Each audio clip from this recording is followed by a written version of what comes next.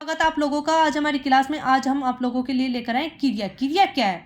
क्रिया जिस शब्द में किसी कार्य को करने का बोध होता है। जैसे मोहन खाना खा रहा है। मोहन क्या कर रहा है? खाना खा रहा है।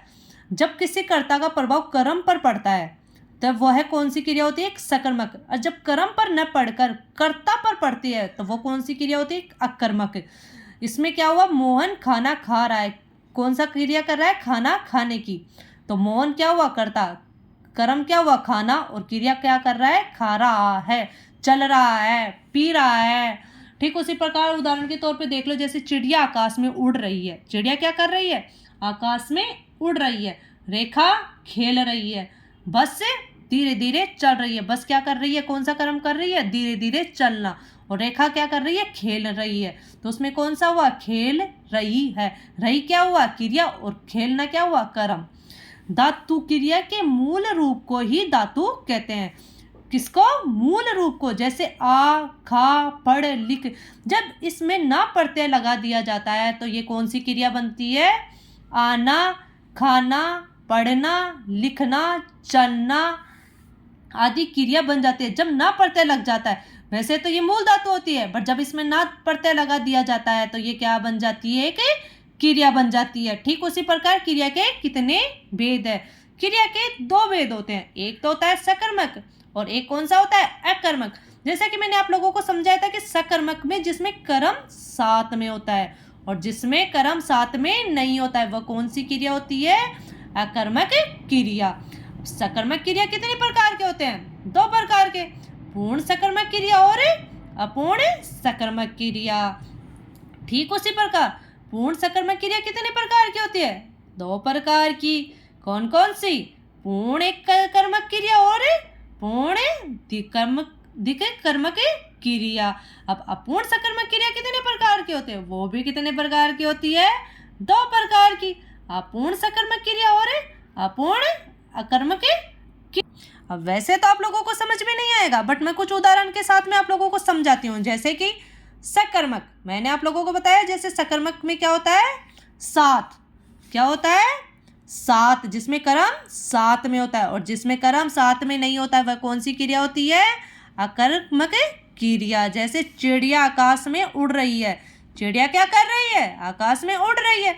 जब कर्ता का प्रभाव कर्म पर पड़ता है और जब वो क्रिया करता है तो वो कौन सी क्रिया हुई? सकर्मक क्रिया। जैसे बालक हंसता है। बालक क्या करता है? हंसता। इसमें कोई कर्म नहीं है, बालक हंसता है। क्रिया का प्रभाव किस पर पड़ रहा है? कर्ता पर। तो इसमें क्या हुआ? अकर्मक क्रिया। ठीक उसी प्रकार बस धीरे धीरे चल रही है। बस क्या कर रही है? धीरे धीरे चल रही है। इसमें भी कर्ता का प्रभाव किस पर पड़ रहा है? कर्म पर पड़ता है। जब कर्म होता ही नहीं है, अब क्रिया का प्रभाव ही कर्ता पर पड़ता है तो वह कौन सी क्रिया होती है? अकर्मक क्रिया। अब देख लो पूर्ण एक कर्मक क्रिया। कौन सी क्रिया? पूर्ण एक कर्मक क्रिया। जैसे पूर्ण एक कर्मक क्रिया जिसमें एक कर्म होता है। जैसे कि मैं पुस्तक पढ़ता हूँ। मैं क्या कर रहा हूँ? पुस्तक पढ़ता हूँ। तो मैं एक कर्म कर रहा हूँ। और जिसमें दो कर्म होता है, जैसे अध्यापक मुझे पुस्तक पढ़ाते हैं। अध्यापक क्या करते हैं? मुझे पुस्तक पढ़ाते हैं। जिसमें द्विकर्मक होते हैं, जिसमें दो कर्म होते हैं। जैसे देख लो, धोबी कपड़े धो रहा है। धोबी क्या कर रहा है? कपड़े धो रहा है, एक कर्म कर रहा है। ठीक उसी प्रकार थानेदार सिपाही से चोर पकड़वाता है। किससे? थानेदार किससे पकड़वा रहा है? सिपाही से। और किसको पकड़वा रहा है? चोर। कौन कौन से कर्म कर रहा है? सिपाही और चोर। वैसे आप लोगों को एक दोनों का सेंटेंस मिक्सअप करके समझाते हैं। जैसे बच्चा दूध पीता है। एक तो आता है बच्चा दूध पीता है, उसमें क्या हुआ? कर्ता कौन सा हुआ? बच्चा। अब कर्म क्या हुआ? दूध पीता है। ठीक उसी प्रकार एक होता है कि माँ बच्चे को दूध पिलाती है। क्या होता है? माँ बच्चे को दूध पिलाती है। अब माँ तो कर्ता हो गई, अब वो कौन से दो कर्म कर रही है? दूध और पिलाना। एक तो बच्चा अपने आप से दूध पीता है तो वो तो एक कर्म हुआ, और एक माँ एक बच्चे को दूध पिला रही है, वो कौन से हुए? दो कर्म हुए। एक तो मैं पुस्तक पढ़ता हूँ और एक अध्यापक जी मुझे पुस्तक पढ़ाते हैं, तो उसमें कौन से हुए? दो कर्म हुए। ठीक उसी प्रकार अपूर्ण सकर्मक क्रिया। मैं तुझे बुद्धिमान समझता हूँ। जिस कार्य में समझना होता है। पूर्ण अपूर्ण सकर्मक क्रिया क्या है? जिन क्रियाओं का आवश्यक कर्म होने पर भी पूर्ण नहीं होता है। क्या? जिनमें कर्म होने पर भी पूर्ण नहीं होता है, उसमें संज्ञा या विशेषण की आवश्यकता होती है। जैसे कि मैं तुझे समझता हूँ, जिसमें समझना होता है, वह कौन सी क्रिया होती है? अपूर्ण सकर्मक क्रिया।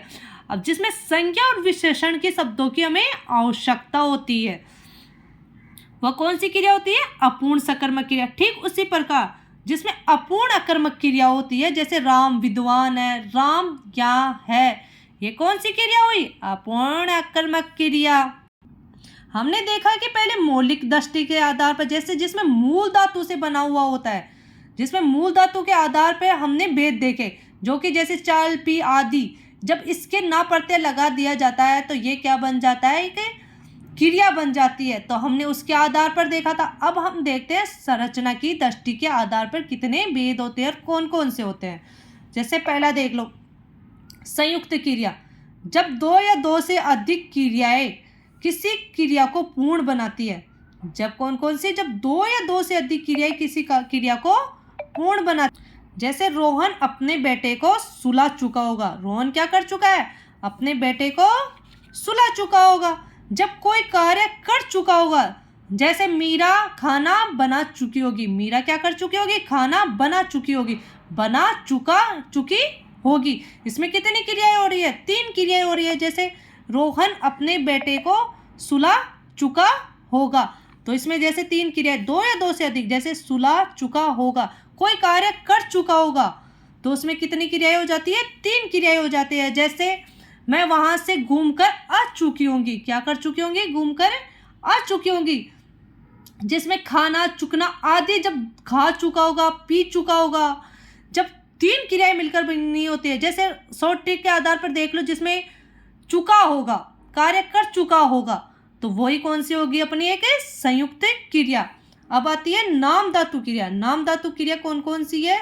जो नाम, संज्ञा, विशेषण या सर्वनाम शब्द धातु के समान प्रयुक्त होते हैं, उन्हें कौन से कहते हैं? नाम धातु कहते हैं। जैसे मनोरमा बहुत बतियाती है। हम जैसे किसी लड़की के बारे में कहेंगे कि यार ये तो बहुत ज़्यादा बातें कर रही है, वो लड़की बहुत ज़्यादा बातें कर रही है, तो उसे क्या कहते हैं हम? बतियाना और अपनाना। जैसे ले लो हाथ है, उसको क्या कहते हैं? हथियाना। जैसे देख लो मोटा है, उसे क्या कहेंगे हम? मोटाना। ठीक उसी प्रकार बतियाना, बतियाती है, उसको क्या कहेंगे? बतियाना। जिसमें या ना, शॉर्ट ट्रिक के आधार पे देखोगे तो जिसमें या ना शब्द लगा दिया जाता है, तो वो कौन सा बन जाता है? नाम धातु क्रिया। अब है प्रेरणार्थक क्रिया। जिस क्रिया से यह पता चले कि कर्ता स्वयं कार्य न कर किसी दूसरे को कार्य करने की प्रेरणा देता है। जैसे हम किसी को कहेंगे कि तुम पढ़ाई कर लो, तुम वहाँ जा लो।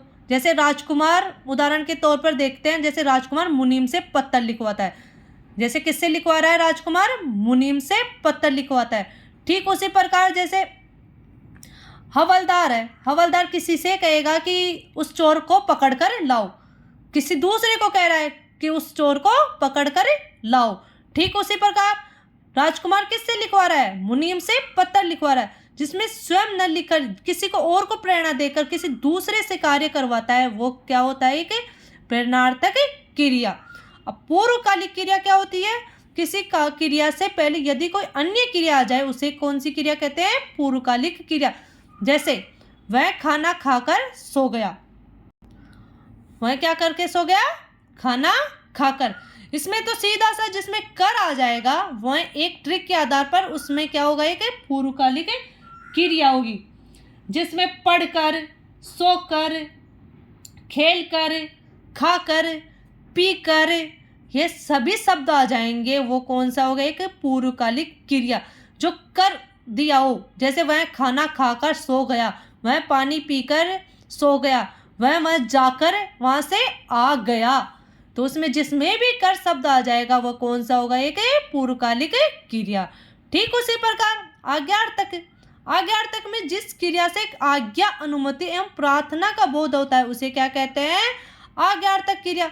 जैसे हम किसी को कहेंगे कि हमें आपको बड़ों का आदर करना चाहिए। किसका आदर करना चाहिए? हम उसको आज्ञा के अकॉर्डिंग कह रहे हैं कि जैसे आपको बड़ों का आदर करना चाहिए।